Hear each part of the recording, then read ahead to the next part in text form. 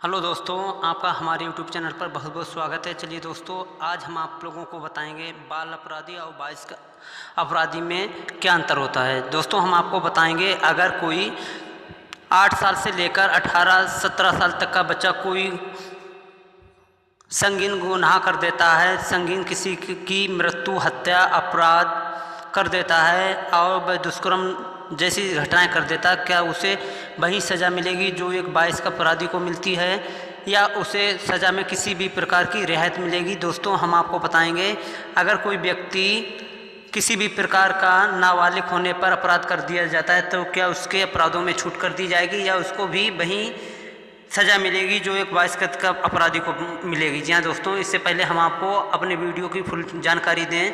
दोस्तों, आप लोगों से निवेदन है कि आप हमारे चैनल को सब्सक्राइब करें, हमारे वीडियो को लाइक व शेयर करें, क्योंकि दोस्तों यही हमारी मेहनत का फल होता है और हम आप लोगों के लिए कुछ खास लाने की चेष्टा करते हैं। दोस्तों, अब हम आप लोगों को बताते हैं वयस्क अपराधी और बाल अपराधी में किस प्रकार का अंतर होता है। जी हाँ दोस्तों, हम आप लोगों को बताते हैं 18 भारत में नागरिकता प्राप्त करने की आयु 18 वर्ष है। अगर कोई भी व्यक्ति 18 वर्ष से कम है और उसके द्वारा कोई अपराध किया जाता है, ये अपराध संगीन धाराओं में भी हो सकता है और निम्न धाराओं में भी हो सकता है। जी हाँ दोस्तों, ये अपराध अगर संगीन धाराओं में होता है तो उसे जमानत का किसी भी प्रकार का कोई प्रावधान नहीं होगा। जी हाँ दोस्तों, और उसको भी जेल में डाल दिया जाएगा, उसको भी जेल में जाना होगा।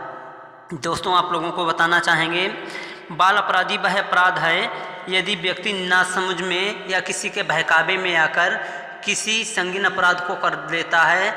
कभी कभी आप लोगों ने देखा होगा कि व्यक्ति जानता ही नहीं हमें इस कार्य को करने में किस प्रकार का दंड मिलेगा। इस नासमझ में आकर व्यक्ति अपराध कर डालता है। अपराध करने के बाद उसको भी दोस्तों वही सज़ा मिलेगी जो एक वयस्क अपराधी को मिलती है। या दोस्तों, उसके अपराध में भी वही धारा लगेंगी जो कि एक वयस्क अपराध में लगती हैं। लेकिन दोस्तों, केवल इतना है, उसे अलग जेल में शिफ्ट किया जाएगा। जो वयस्क अपराधी होते हैं उसे अलग जेल में शिफ्ट किया जाता है। यहाँ दोस्तों, आप लोगों को बताते हैं 2014 में जब निर्भया का मर्डर हुआ था, तब जो उसके विनय और मुकेश, जो उसके 5 अपराधी थे, 5 अपराधियों में से 2 अपराधी नाबालिग थे। दोस्तों, आप लोगों को बताते चले कि वे 2-3 साल तक जेल में बंद रहे। जेल में बंद रहने के उपरांत वे नाबालिग होने के बावजूद भी उनको फांसी की सज़ा मिली। उनमें से एक ने तो स्वयं अपनी आप सुसाइड कर लिया था, लेकिन 4 लोगों को फांसी की सज़ा मिली थी। यह दोस्तों, आप लोगों को बताते चले मेरठ में एक 12 साल के बच्चे ने आवेश में आकर अपने घर के ही 5 लोगों को गोली मार दी। जी हाँ दोस्तों, उस अपराधी को पहले तो 5 साल जेल में रखा गया। जेल में रखने के उपरांत उसको फांसी की सज़ा दी गई। जी हाँ दोस्तों, और उसकी भी मौत हो गई। जी हाँ दोस्तों, हम आपको नखलऊ का एक वाक्यान बताना चाहते हैं। ये वाक्यान आप लोगों के लिए बहुत ही महत्वपूर्ण हो सकता है। दोस्तों, अगर आपसे अनजाने में या जाने में या आपके बच्चों से किसी भी प्रकार का अपराध हो जाता है और उसकी आयु 18 साल से कम है, तब दोस्तों उसको भी वही सज़ा मिलेगी जो एक वयस्क अपराधी को मिलती है।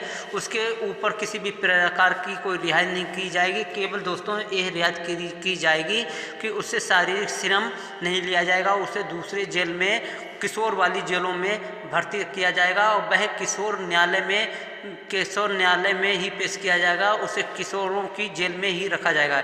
जी हाँ दोस्तों, आप लोगों को बताते चले नखलऊ में एक व्यक्ति का लड़का जो 10 साल का था, वह एक स्कूल में पढ़ता था। स्कूल में वह अपने दोस्तों के बहकावे में आकर एक दिन वह अपने पिता की पेस्टल रिवाइवल अपने बस्ते में लेकर चला गया। वहाँ उसकी गर्लफ्रेंड थी। गर्लफ्रेंड के साथ दोस्तों वह बहकावे में आकर उसने अपनी गर्लफ्रेंड के साथ सामूहिक दुष्कर्म, अपने 7 दोस्तों के साथ मिलकर सामूहिक दुष्कर्म किया। और सामूहिक दुष्कर्म करने के उपरांत उसने अपनी गर्लफ्रेंड को अपने पिता की सर्विस रिवाइवल से गोली मार दी।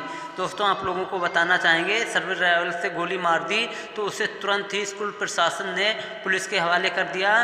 पुलिस ने उसे जेल में डाल दिया और मृत्यु के दंड में, जो मृत्यु की अगर आप किसी की मृत्यु करते हैं, धारा 307, 302 के तहत उसे जेल में रखा गया। जी हाँ दोस्तों, उसके 2 साल बाद उसे आजीवन कारावास की सज़ा सुनाई गई। जी हाँ दोस्तों, इसलिए आप लोगों से कहते हैं कि बाल अपराध और बाइस का अपराध में किसी भी प्रकार का कोई भेदभाव नहीं है। केवल भेदभाव ये है कि बाल अपराधी से शारीरिक श्रम नहीं लिया जाता है, जबकि बाइस का अपराधी से शारीरिक श्रम लिया जाता है। दोस्तों, जेल में रहकर व्यक्ति किसी भी प्रकार के मुफ्त में रहकर रोटी नहीं खा सकता है। अगर वह मुफ्त में रहकर रोटी खाना चाहता है तो वह उसके पैसे अदा करने होते हैं, और बाल अपराधी मुफ्त में रहकर रोटी खा सकता है। उसे किसी भी प्रकार का जेलों में श्रम नहीं किया जाता है और ना ही बाल अपराधी पर किसी भी प्रकार का श्रम पड़ता है। लेकिन दोस्तों, बाल अपराधी अगर बचपन में अनजानी के कारण हम पे बहुत छोटा सा गुनाह हो जाता है तो हमारी छोटा सा गुनाह हमारे ऊपर माफ़ कर दिया जाता है। सरकार कहती है कि बाल अपराध ने मतलब इसने अपने जीवन में प्रथम और सर्वप्रथम पहला अपराध किया, इसके तहत हमारी पहली सज़ा, पहली गलती माफ़ कर दी जाती है। लेकिन दोस्तों, जब हम यहीं पर बाल अपराधी होने के उपरांत बाल अपराधी होने से हमारे ऊपर संगीन धाराओं में मुकदमा दर्ज हो जाता है और हम बहुत बड़ा अपराध कर डालते हैं, तो दोस्तों हमें भी वही सज़ा मिलेगी जो एक बाइस का अपराधी को मिलती है। बाल अपराधी और बाइस का अपराधी में किसी भी प्रकार का कोई अंतर नहीं है। केवल अंतर यह है कि बाल अपराधी को श्रम नहीं करना पड़ता है, जबकि बाइस का अपराधी को जेल में रहने और खाना खाने के लिए बहुत अधिक श्रम मेहनत करनी होती है। लेकिन बाल अपराधी को श्रम नहीं करना पड़ता है। अगर वह 12 साल से नीचे का है या 12 साल तक का है तो उसे जेल में उसकी पढ़ाई भी की जाती है, उसकी समुचित रहन सहन की व्यवस्था की जाती है और उसे जेल में पढ़ाया भी जाता है। जेल में जो स्कूल होते हैं उसमें उन बच्चों को पढ़ाया भी जाता है। दोस्तों, आप लोगों को बताते चलें, अगर किसी भी महिला के ऊपर कोई अपराध संगीन धाराओं में अपराध दर्ज है और उसका बच्चा छोटा है जो अपने माता के साथ जाता है जेल में, तो वह बच्चे पर किसी भी प्रकार का कोई मुकदमा दर्ज नहीं किया जाएगा। उसकी बाल कीड़ाओं के लिए उसे खिलाया जाएगा और उसे अलग से स्कूल में पढ़ाया भी जाएगा, जिससे कि उसके ऊपर किसी भी प्रकार के अपराध की कोई छवि ना आ जाए। इसलिए बाल अपराधी वे अपराधी होते हैं जो 1 साल से 17 साल तक या 17 साल 17.5 साल तक के होते हैं। अगर अनजाने में उन पर कोई कम धाराओं में मुकदमा दर्ज कर दिया जाता है तो उन्हें जेल में नहीं डाला जाएगा, लेकिन जब वे जानबूझकर अधिक गंभीर धाराओं में कोई घटना कर देते हैं तब उन्हें जेल में